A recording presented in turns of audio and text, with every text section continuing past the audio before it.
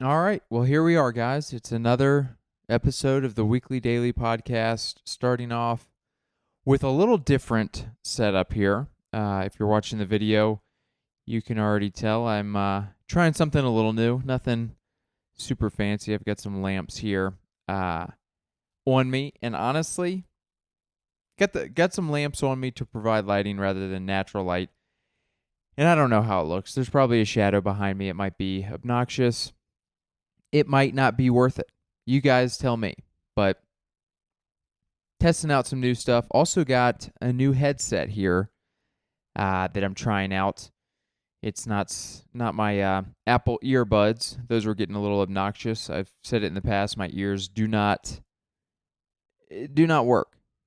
It's not that they don't work. Well, one of them doesn't work very well because I busted my eardrum. But my ears, the shapes apparently are not the normal shape of ears because earbud headphones, do not fit and stay in my head. It's very obnoxious. So I'm trying this cover.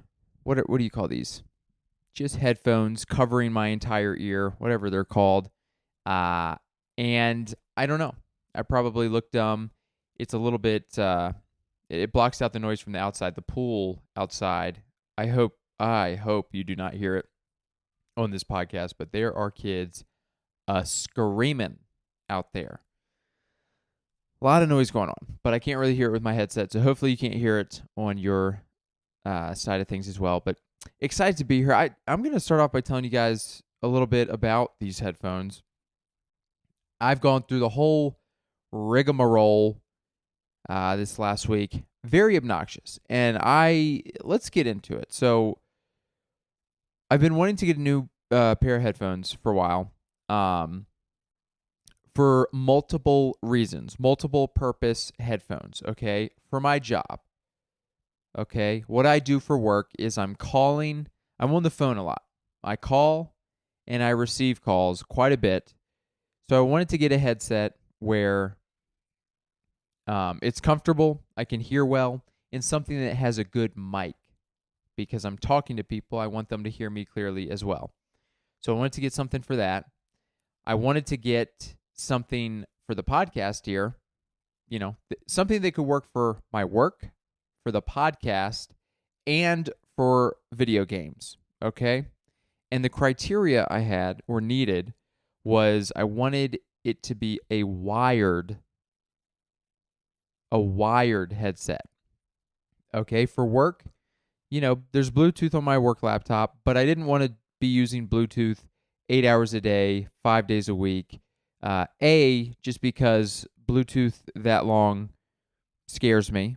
But B, and probably more importantly, is I don't want to have to charge the headset nonstop.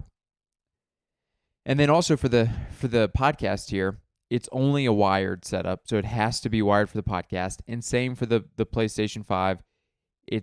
It has to be wired. So that was one criteria. Second criteria is I wanted a good headset that has a good mic, but I also didn't want the mic to be like a super obvious little whatever you call it that connects and comes out, and I look like a telemarketer or whatever, which would be fine for work. It would be fine for video games. But it would look odd for the podcast here. If I was doing the podcast and I had a little thing hanging off here that I wasn't using, it would look odd. So that was my criteria. I looked through a bunch of stuff. Ultimately, what I found was, One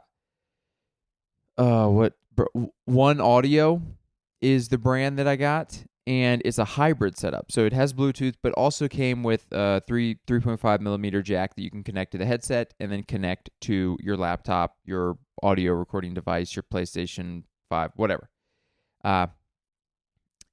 And so I got those, and then my girlfriend, as soon as I got them, was like, oh, I actually have a really nice pair as well, which is the pair that I'm wearing right now, a Sony headset. But here's my frustration. My frustration comes with both of these headsets not working properly, and it gets into a deeper conversation of technology as a whole. I don't know why, but it feels like every time I do a lot of research into something and there's never like an easy answer. There's never someone who's like, you should get this. It will work for all these things that you want it to work for. It's always like, okay, I think this should work. Awesome. All right, it's Bluetooth and wired. So, okay, that's awesome. Okay, I'm going to get it. So, I bought it. And long story short, it works, quote unquote, works with the wired headset in the sense that, yes, I can plug it into my laptop. I can hear things, but the microphone does not work. Okay, when you're wired in, it's like, oh, we're just going to use the mic from the laptop. You'll be able to hear from your headphones, but the mic is going to the laptop instead of the mic in my headset. And again, long story short, after doing some more research, people are like, yeah, all these features that the headsets have, whether it was the one that I bought or my girlfriend's that I'm wearing right now, both are the same. All these awesome features that you pay a lot of money to have are only available and only work when you're using them via Bluetooth, not via wired. Okay? So the mic doesn't work when you're wired in. And then also, and this is a bigger issue than I thought it would be, but these headphones are covering my ear and really blocking out outside noise, okay? So when you're talking, you don't really hear yourself, which I don't know if you guys have experienced this before, but I need to hear myself a little bit, okay? I feel the same way with stand-up, but when you're doing a phone call, when I'm doing a podcast, like, you want to hear yourself a little bit. Otherwise, it's like you're yelling into the void and you're like, I can't hear my own voice, so I'm kind of thrown off. And these headphones have a setting, I think it's called like transparency mode, where it basically feeds your voice back into your ears so you can hear yourself talking and it's not as weird. Okay? But again, that's only available via Bluetooth. So now I'm calling people all day and I cannot hear my own voice. Same with the PlayStation. Okay? I'm talking to my buddies on PlayStation while I'm playing video games and I cannot hear myself. So what I've had to do is I put the headphone like half over one ear so it's not fully blocking it and I can hear myself talking. Very frustrating. Fortunately, I just found out, this is the first time I've tested it, with the podcast here, I plug it in and it does feed a little bit into the headset. So at least one out of the three are working. But yeah, I've gone through, it's been a frustrating week. In that sense, you're like, I pay all this money and you don't work. Why don't you work? And then you do more research and it's like, oh, based on the technology, it's actually really difficult to do. Excuse me. Whoa. Sneeze attack. I looked into this stuff and it's just like this technology stuff where you go, why don't you work? And there's reasons for it, but it's just one of those dumb things where, I mean, I can't tell you how many times I've had that happen where, like, I buy a video editing software or some sort of software, and then your laptop is like, oh, it's actually not working, and then you have to download drivers, and then it's still not working right. And then, same with pulling Apple product videos or pictures to, like, Windows and vice versa, and all sorts of stuff with file formats where you're like, why is this so difficult? Why are you making my life more difficult than it should be? It's 2024. Give me a pair of headphones that has features that works both on Bluetooth and wired, okay? You sold this product as a hybrid model for both Bluetooth and wired.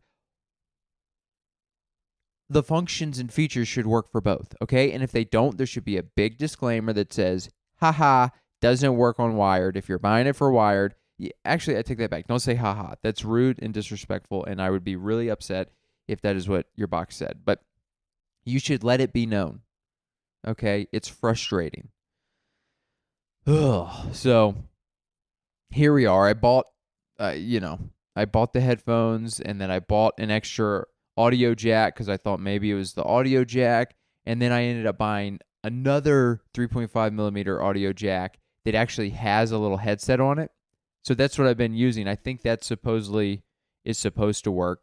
I haven't tried it yet because I just got it this weekend, but it basically plugs into my laptop, and then the wire goes into my headset, and then right at the very tip of the 3.5 millimeter jack here, it has right below it like a little, I don't know what you call it, a dongle. What? No, not a dongle, just a little microphone extension. And so I guess that's what I got to do. The headphones I bought were like $100. These that I have, I think my girlfriend said she paid $350 for. And you're like, and the features don't work unless you're on Bluetooth? That is so stupid. How much money do you have to spend to have things work how they should work? Okay. But I digress. That was my week. I was frustrated. It's just one of those, we've all gone through that where you're like, you guys are making this so difficult when it feels like it should be so easy. And again, if you're a tech nerd, fight me, okay? There's probably some explanation why it doesn't work, and you're like, well, the waves from the Bluetooth are different from the power that goes through the wire, and you should know better fight me, okay? I'll fight you, okay? Come at me with some kind of explanation that makes full sense as to why. I don't want to hear it. I want someone to make it work, okay? But anyways, that was a frustrating thing, but as is life, you run into things like that and you're like, what can you do? But I will say, having a new headset, it is nice to I'm glad it's working out for the podcast here. I can hear myself, and so it blocks out the noise, which is good for a couple reasons. The noise from the pool or the neighbors, like it's not distracting me while I'm rambling about technology issues. But also, when you hear people really close, it's like what's the word I'm looking for? It doesn't make me shy. It makes me it just makes me maybe feel a little awkward when I'm like talking to myself in here. And if I think that they can hear me, then I'm like, oh, are they listening to me talk to myself? And then you get, in your head about it. But anyways, glad the headphones are working somewhat. And that's something. So there's a silver lining. Glad the headphones are working somewhat. But that was the beginning of the week. I battled that through kind of the whole week, trying to figure out ways to work around the issues that were going on. But here we are. We're doing all right. We're still having a good time. Had a busy week again this week. It's been good. I got back. When did I get back? What is today? Today is the 23rd. Yeah, I guess I got back last Monday from Kansas. Man, well, yeah, this week has been a whirlwind. Because, I mean, in the last podcast, you guys, if you listened, I was in Kansas with a good buddy, fellow Denver comedian, Ethan Everhart. We did a couple shows out in Kansas. And I think we recorded the podcast on Sunday during the day. And so we did a show Friday in Wichita, which we talked about. We hung out in Kansas, didn't have a show Saturday, but we went to the Eisenhower Museum. That was an interesting thing. I'm not a huge history buff, but I will say, interesting. If I don't know, the older I get, the more you're like, okay, this is a big part of our country's history, and knowing about this person is actually somewhat interesting. So did that Saturday. Sunday, we recorded the podcast in Ethan's car in a park before the show. We did. But we ended up doing a show at a place called Knuckleheads in Kansas City. It's like a biker bar, and it's a massive space. I mean, I'm trying to think of like a good way to describe it, and honestly, I'm kind of struggling.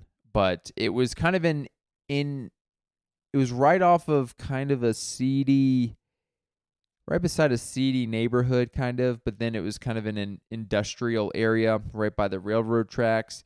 But it was this big, I guess, from what the showrunner was saying, it's like a very well-known biker bar in the country. Like, people come from all over to go to this place. And I think one of the reasons too is because they have a bunch of bands and stuff there. So they had They have two buildings basically. One is like this massive. It's called Knucklehead's Garage. I didn't go in there, but apparently it's like a massive, massive venue where the biggest stage they have, I guess, there, because they have like 3 or 4 stages, and that's where they do the bigger concerts. But the building that we did the show in, as we walked in, there was like an outdoor. It was like a semi-outdoor, so it was all connected to the one building there, but an outdoor stage that was like half the stage was covered, and like some of the seating areas were covered, but there was also some openings to the weather. So they were there was a band there. They were doing a little concert, and people were hanging out there. And then we went inside, and there's an inside stage, which I don't know, the room maybe fit 100 to 200 people. The outdoor area probably about the same as far as audience size. And then the third stage was where we did the comedy shows, kind of this small back room. And I think they said capacity was like 50 or 60. And it was awesome. It was super fun. It was like the perfect stage and setup for a comedy show. Just a small, tight room with low ceilings and good lighting, good sound, and tight seating. And it was great. It was Father's Day, and being whatever day it was, June 16th or 17th or whatever day it was, beginning of summer, very hot. It was like 95, might have been like 100 degrees. It was super hot. And I think there were about 30 people there. So for a space that holds like 50, a little over 50 maybe, very good turnout, especially for a Sunday show. And it was a 6 o'clock show, so a little earlier than a lot of shows. But it was inside. There were no windows in this space, so they were able to make it dark, even though it was, very bright and hot outside. And it was a very fun show. Did 15 minutes. Host went up, did his set, and then I went first, and felt good. I mean, it was the crowd was like a little tight. Not in like a bad way, not like they weren't into it, but I think just being Sunday at 6 p.m., Father's Day, a lot of Sunday shows or, Tuesday, Wednesday, Thursday shows. I think people just, when they have stuff going on the next day, they're not drinking as much. It's not like technically, I guess it's still technically the weekend, but they have like work the following day, whereas Friday and Saturday people let loose, are more down to maybe drink a few drinks and like really be into a show. With that said, it was a very fun show. I had a good time. Did, like I said, 15 minutes. Felt really good about it. And then there was another comic after me, and then Ethan did a set as well. And then we ultimately left right after that. Would have loved to stick around for the rest of the show, but we drove straight home. So from it was like 7 p.m., we drove straight from Kansas City to Denver, something that I pretty much have never done and typically don't do. But I had to work Monday, and Ethan was like, we can just split the drive up. So yeah, we drove back on Sunday night, got back about 3 a.m. Monday morning, and it was rough. It was a long drive. I mean, I think it's like an 8-hour drive, maybe 9. And got back like 3 a.m., got a couple hours of sleep, and then had to work, which Monday was a tough day. This entire week I've felt a little off. I don't know. It's probably just due to starting the week off with really bad sleep. I don't know if my allergies are still going on, but it's just been kind of a very whirlwind of a week. But Monday was pretty brutal, with not much sleep. I'm trying to think what I did Monday. I think I just chilled in the evening, rested up. And then Tuesday did a show at Alamo Draft House in Westminster. Fun shows run by Zach Moss, very funny, higher up, well respected comedian in Denver.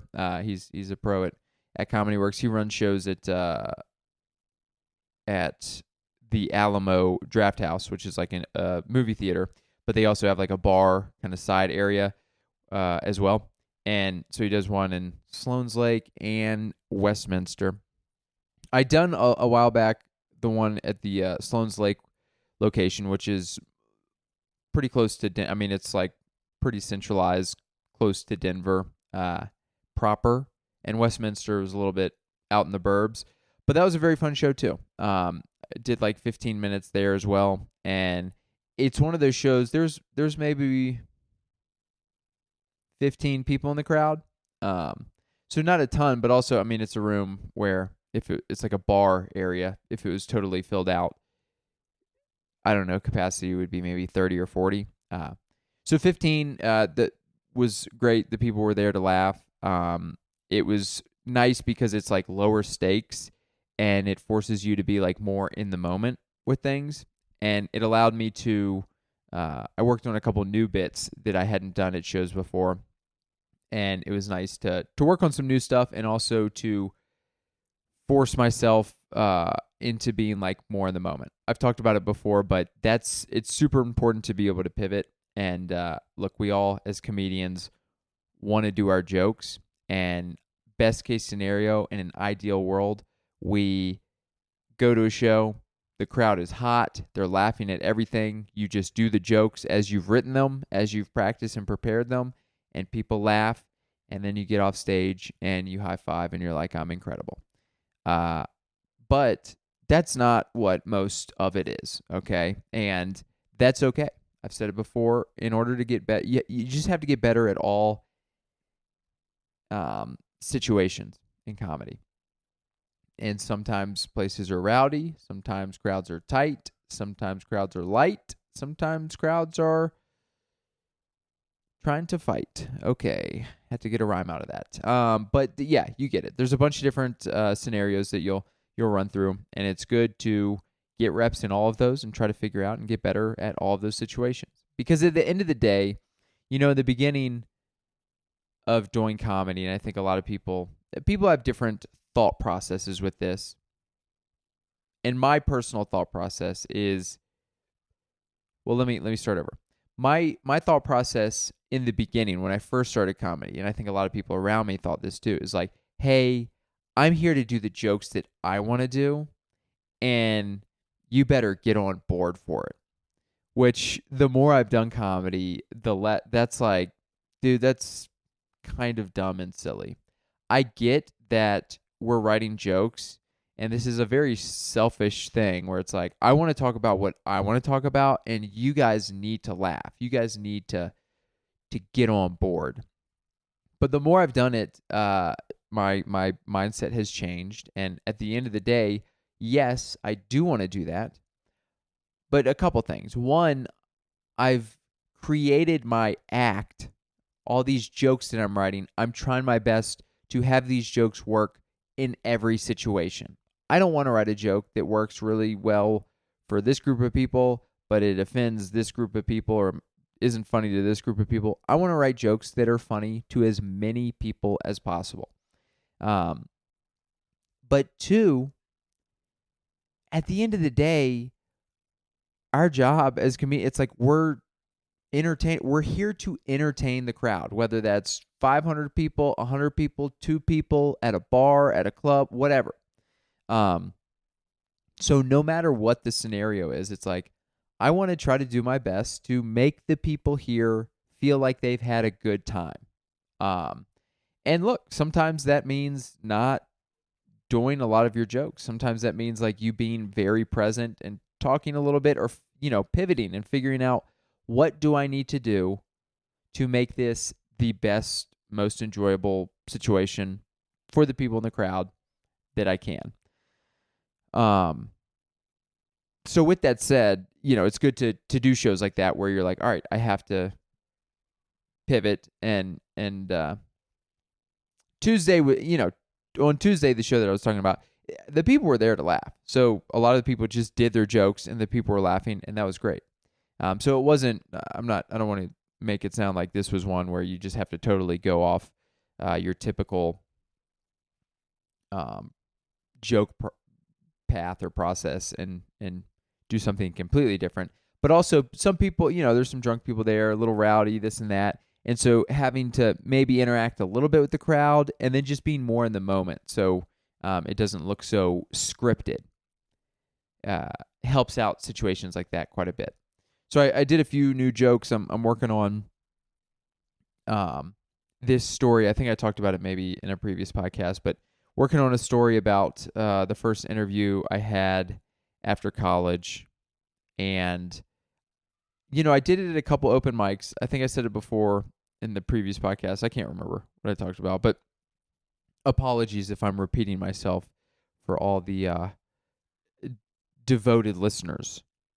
Thank you guys so much for listening, and apologies if this is repeating myself. But yeah, it's a story about the first interview I had after college, and it was for like one of those pyramid scheme companies, and it was just a funny chain of events. It was an awkward situation, like many of my stories are, and it's like 6 or 7 minutes. I did it at 2 open mics.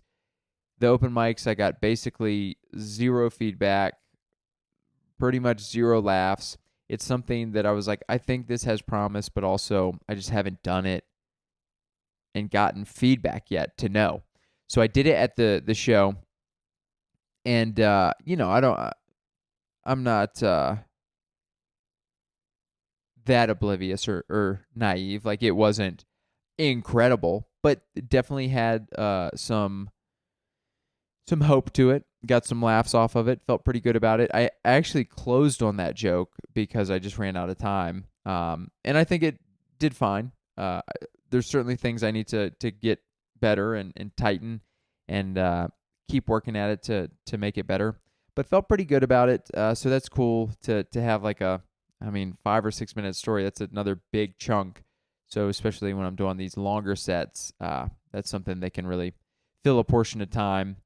And it's about work, so I have other work jokes, and I think that'll fit well within a chunk of work-related material. So did that. Also did another new joke, which is kind of combining an old joke that never really worked with some new things on the topic of acupuncture, which I've probably talked about again in the past, but I got acupuncture during my Lyme disease days. This was 2011 maybe, 13 years ago, long time ago. But during my Lyme disease days, I was desperate to figure out what was going on. I was going to all sorts of different doctors and treatments and this and that. And at one point, I went to an acupuncturist and did not work. And look, it was fine. It didn't work for me because I had Lyme, which I didn't realize at the time. It wasn't. Who knows? Acupuncture might be working well for people who just have aches and pains and whatever. I don't know. But the angle I take with the joke, and this is how a lot of jokes are. You can't just be like a middle ground. In order to make something funny, you have to like have an opinion or like build tension by making a strong statement. And that's what I do with the acupuncture joke. I basically approach it from a place where I'm like, acupuncture is stupid and worthless. So for all you people who do acupuncture and get good benefits from it, it's a joke, okay? Also, who knows if you'll ever hear the joke. It's something new I'm working on. I think it has some legs, some little sparks in there that might have something that would get laughs, but still need to work that one out as well. I think that's a good maybe joke or chunk, joke that I can add to my Lyme disease chunk, which is a large topic that I've talked about that I want to keep working on to develop out. Because it was 2 years of my life going through the ups and downs. I mean, it's a very, I don't want to say important, but very, very, I guess just yeah, important is maybe not the right word, but it was a big thing that happened in my life, a period that was very difficult with a lot of ups and downs. And so when it comes to writing a joke about it, it's a very complex thing that I'm still trying to figure out how to do that. It's not something that I can or really want to boil down to like, here's a 45-second joke about like the hardest thing I've ever dealt with in my life that was terrible. So I think it's having a lime chunk. I've got like a therapy chunk that I can put in there, the acupuncture, and then just trying to chip away at like this larger topic or the topic of Lyme disease, which has so many subcategories of things that I did. So many medical, like I said, I got a colonoscopy, an endoscopy. I think I got a CAT scan.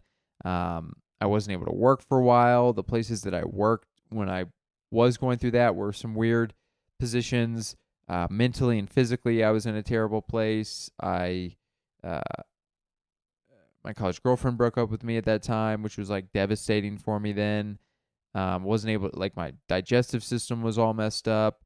I was panic attacks. I mean, just there's a bunch of stuff. Went to an acupuncturist. Um, yeah, a bunch of stuff was going on. So it's one of those things that little by little I'm trying to chip away and like form out a full chunk that I'm proud of. Because right now, it's not that I'm not proud of it, but like the Lyme disease joke that I have is a joke that I wrote pretty early in comedy, and it's just kind of like a little cobbled together, incomplete bit about Lyme disease that only touches on like a couple things, and really there's some laughing points in there, but it's one of those things where I want to tell people the story about it and have it kind of be like, here's the start, here's the journey, and here's the finish part of the chunk. Whereas now it's kind of like, here's a little thing, and then it's like, it's over, which is kind of when you're looking at putting together an act, especially as you're looking at doing 45 minutes to an hour headlining shows, things like that. You want to have like a cohesive piece of work. I do, at least. I think most people strive to do that. So that's that acupuncture bit, I think, can add on to that Lyme disease chunk. So I don't know if any of this is interesting. I'm really getting into the weeds and some stuff, and I feel like I'm speaking semi-fluently today as far as the words that I want to say and the things that I want to describe and say are coming out of my mouth somewhat fluidly and not in a stammering, stuttering fashion. But is it interesting? I don't know. You guys can be the judge. You let me know. But that was on Tuesday. That was a fun show. Getting to do.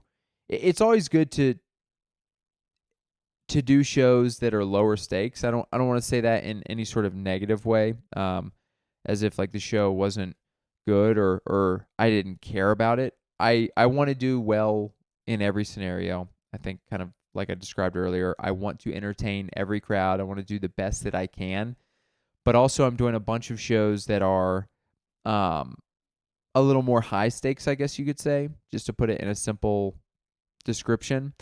And so because of that, I'm not trying a bunch of new stuff usually.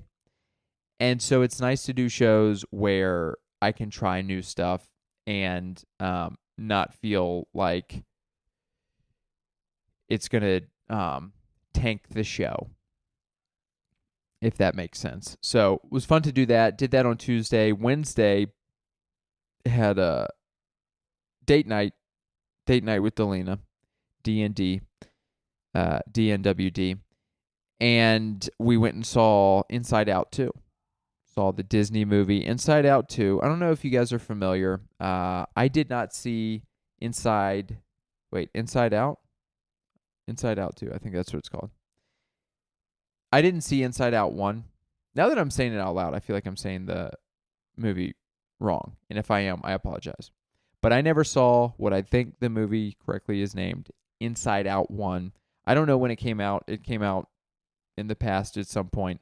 But it's basically about the emotions inside the main character's head. And, the whole movie is these characters They represent the emotions inside this teenage girl's head. Uh, Again, I didn't see the first one, but that's the basic premise. The second one, same deal. She's just getting older, and the story continues. She goes off to hockey camp with her best buds, and her emotions are in there, which are like, I think it's fear, sadness, anger. I don't know why I'm doing it like they're in my head, but there was maybe like one more, maybe happiness. I'm not sure. But there were some basic emotions. And Inside Out 2 introduced some new emotions, including anxiety, envy, depression, or embarrassment, maybe. And so it's like the clash of the old emotions with the new emotions as this young girl is becoming a teenager. And it was fine. I haven't watched a movie. I haven't watched a Disney movie or an animated movie in a while. And honestly, usually they're very good. I usually with animated movies, it's like a lot easier to make jokes and then have that joke represented in a way that works because it's not acting. You're like, well, I can just draw it and animate it the exact way that I want it to be. There were some funny parts, but it wasn't as funny as I think a lot of those movies are. Not that animated movies are hilarious, but usually there's like a pretty decent amount of funny, goofy things that are going on. And the ending, I think the movie tied in well at the end. It was fine. I would give it, I did give it, I think, a 3 out of 5. So 6 out of 10, which a lot of you might be thinking, that's not great. That's not great, but it's not terrible. And that's where I'd put it. I'd put it in, the movie was fine. It wasn't not worth it. And if I'm being honest, I haven't seen a movie. Dailey and I have seen maybe like 8 movies this year. We've seen a decent amount of movies, and they've all been at least fine. So that's good. I think we've rated all the movies. We keep track of that to see, just keep an idea and keep data on what we thought of all the movies. And I think all the movies I've rated in between 3 and 4 out of 5, which is kind of a narrow thing, but honestly, 6 to 8 out of 10 is like, yeah, that's a fine movie to a pretty good movie. Like if you're a 5 out of 10, that's like a not a good movie. And if you're a 9 out of 10, that's like one of the best movies you've ever seen in your life. So, haven't seen one of the best movies I've ever seen in my life this year. Haven't seen a terrible movie this year. So, that was Wednesday. Saw that at which I don't have that much time to ramble about this, but boy oh boy, are the movie theaters getting expensive. And tickets are about $15 or $16 each. But here's the deal. Now they have all these different movie theater types that I wasn't familiar with. Like, I knew they just had regular theaters, but now they have like the 3D theater. They also have IMAX, which I've heard both of those. I don't know if the 3D movie has to be played in a special theater or if that's just like a 3D movie is played in a regular theater and you just wear the glasses or whatever. But then they have this Dolby Audio Cinema or whatever, which is the one that we went to for Inside Out 2. And the only reason we went to that one is because the time just worked out better than the other types of theaters. And it was like $21 a ticket. And it's just like, apparently the audio is better. I don't know. I was like, I don't know. Audio sounds the same to me. But then, the snacks, I've talked about it before. You get a large popcorn and unsweetened tea, and they're like, that's $20. Whatever. I digress. It was fine. It was fun. I don't want to make it seem like it wasn't a good time. It's just kind of crazy. And I've said it before, crazy coming from where I grew up and where I come from. Movies, we went to the dollar theater. So I literally thought that movies, not just dollar theater movie, I thought the dollar theater was the regular type of theater. I literally wasn't introduced to like a $10 movie ticket at like the regular theater until I was like 17. So my entire childhood, I was like, movies are $1 and snacks, a couple dollars on top of that, to now being $21 plus all the other stuff. It's just, boy, have times changed. But that was a fun night on Wednesday. Thursday, didn't do much. Thursday worked and then went hung out.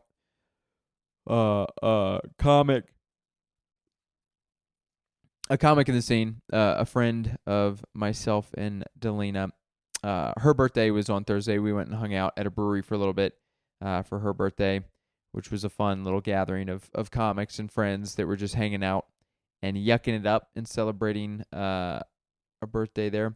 Friday and Saturday, I hosted Don't Tell shows, which were both very fun. What did I do on Friday? Friday, the Don't Tell was at a gym. I almost said the specific gym, which is probably fine, but I try to, given the name and status of the establishment, Don't Tell, I feel like you shouldn't tell. A lot of people, you see people, it's like they're just putting all the info out there, which makes it less and less and less of like this secret thing. But I'm trying to keep it secret. So it was at a gym. Won't say which one it was, but a gym in the Rhino area, which is short for River North, which is pretty much just like a downtown area of Denver. And in a gym, there was 100 people in the crowd. It was great. One of the bigger Don't Tells I guess I've done, which was awesome because during the summer here, usually ticket sales are a little bit lower. So it was cool to have one that was, pretty much sold out, maxed out the space for the most part. Felt very good. Had a good host set. I was gonna try some new stuff, but given that it was like pretty full crowd, I was like, you know what? I'll just do the hits, and it was very good. Had a good set. The crowd was super fun. Felt really good about hosting as far as like being in control and confident and establishing the rules. One or two people shouted out during my host set, and not in like a malicious way, but just sometimes people shout out stuff, and I was able to have a response to it that got a laugh, which was fine. But then when I was bringing up like the second or third comic, people, it's a BYOB situation, so people are really drinking. They bring their own booze, and some people are getting a little loose, and somebody yelled out something like belligerent sentence, and I was like, I just said, I don't know what you said, but don't do that again, which got a big laugh. Me just like awkwardly being like, hey, don't shout out again, which as the host, that's part of your job. And it's nice hosting more and more to get to a point where you're like, hey, a big part of my job is controlling this room. In the past, being a person that's not confrontational, in the past, I've certainly been like, oh, I don't want to, I get very anxious about that stuff. Like if people are misbehaving and the thought of like, oh, do I need to say something? And I'd be lying if I said that wasn't something that I still had at least a little bit of that feeling. I certainly do, but it's gotten a lot easier to just be like, hey, if I have to tell somebody to be quiet, I'll tell somebody to be quiet. Like that's my job. And honestly, you host enough, you just get annoyed. You're like, hey, I'm actually not that bothered by doing this. Like you just need to stop. You're running the show for other people. Just please be quiet, or I'll have to ask you to leave. I didn't have to do that. I was able to just like, she shouted out and I said, I don't know what you said, but don't say it again. And that was fine. It was fine the rest of the show. So it was cool to be able to do that and get like a quick little quip in there that makes people laugh. Because sometimes if people are misbehaving, it's like, it's a thing that you're not going to make funny. It's just like, hey, guys, I'm about to make this really awkward, but you need to be quiet. All right, are you guys ready for your next comedian? Just everybody clap your hands and get excited after I just lectured this group that's misbehaving. But that show was very fun. Felt very, very good about, hosting. Just a lot of it is obviously the confidence that you have in starting the show off well and establishing the rules and just, again, feeling present and in the moment. But also from there, like in between each comic, how fluid am I bringing people up and just how fluid am I talking? Because when you bring people up, if you're not familiar with comedy, when you bring people up, you want to maybe bring them up to something in meaning like, hey, this next comic, you may have seen them on XYZ, or this next comic is visiting from Las Vegas. This next comic, like you do some sort of introduction, and then you want to get the people to clap when you're bringing them up. But when you bring up multiple people, you want to try to say it differently. So you're like, all right, this next comic coming in from out of town, everyone clap those hands for the very funny blah, blah, blah. And then for the next one, it's easy to be like, everyone clap those hands for the very funny. You're just saying the same thing over and over. So it's like, all right, let me say something different. All right, like this next comic, really excited to have him here. I want you guys to make it as loud as you can for XYZ. And so sometimes it's easy to stammer over things, trying to say like a different thing and just flubbing it. And not even flubbing it a ton, but just like you're trying to say these things quickly and bring the next person up. And sometimes it just doesn't come out as fluidly.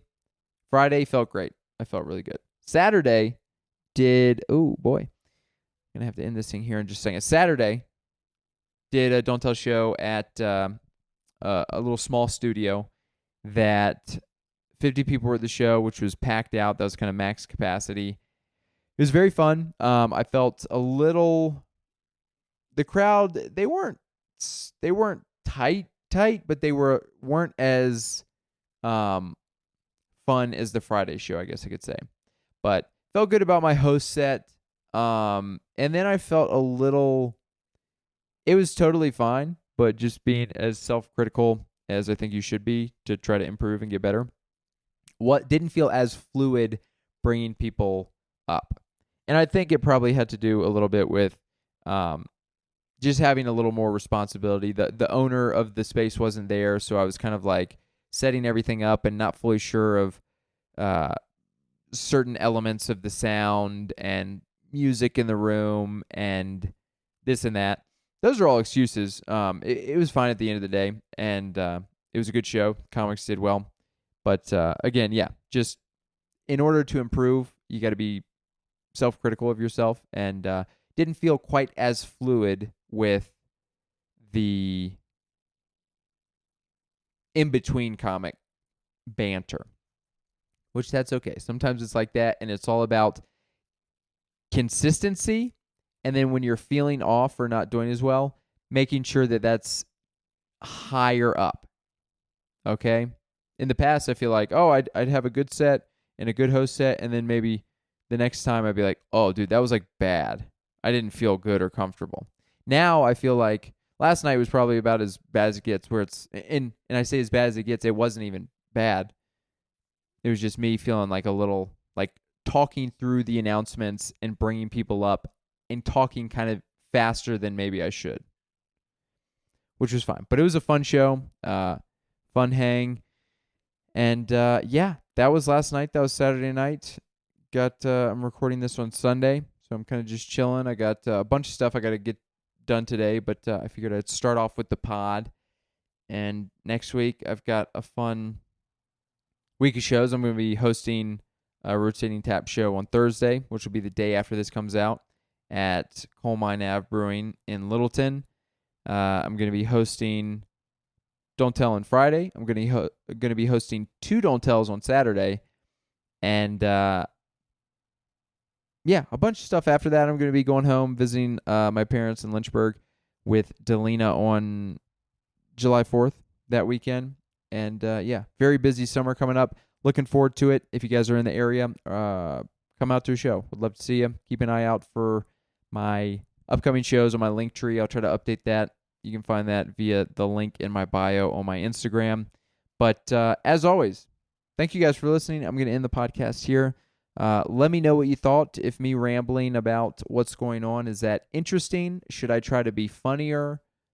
Again, any and all input is appreciated. Want this to be enjoyable as possible for everybody. So thanks again for listening. I will end it here, but yeah, thanks for listening, and I'll see you guys again next week.